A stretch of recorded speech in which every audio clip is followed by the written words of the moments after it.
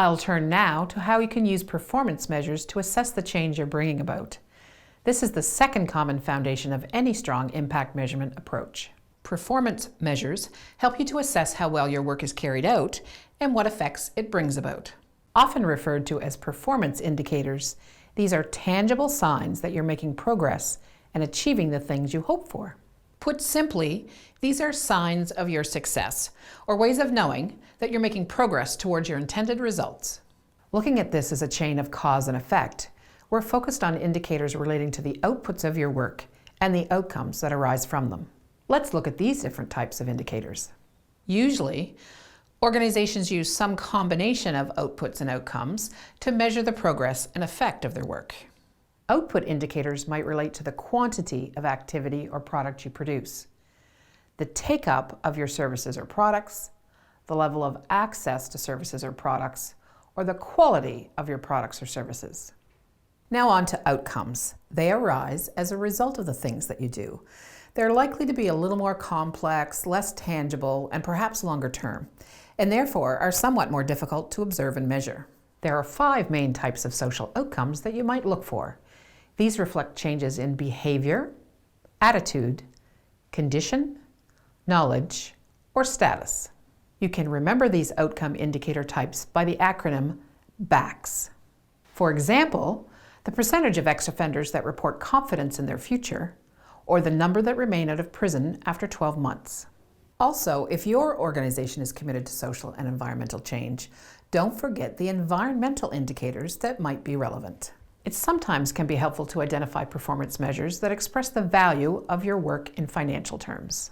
For example, the use of financial indicators can enable you to express the monetary cost of living with a disability, set out cost savings to government of moving someone off social assistance, describe the downstream fiscal benefits of reducing homelessness, or calculate the social and environmental costs of pollution.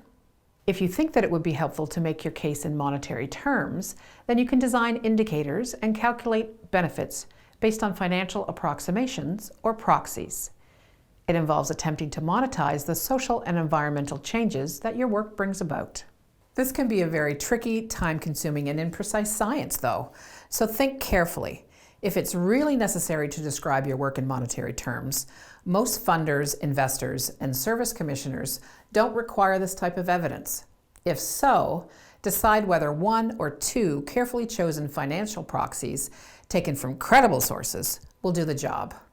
Or alternatively, whether you should use more complex frameworks or methods, like the Social Return on Investment or SROI.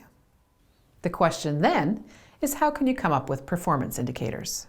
Whether indicators are social, environmental, or fiscal in nature, you have a few choices you have to make here.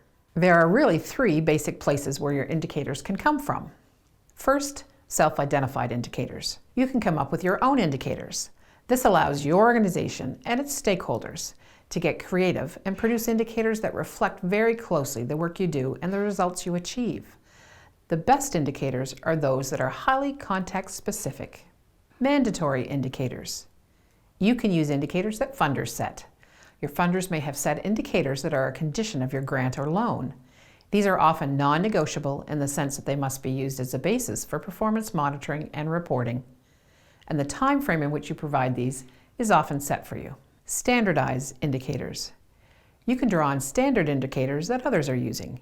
You can select indicators from lists or directories that are now being compiled to make the job of reporting more straightforward. This might include official government indicators used to show important changes in the situation of people or the issues you are tackling.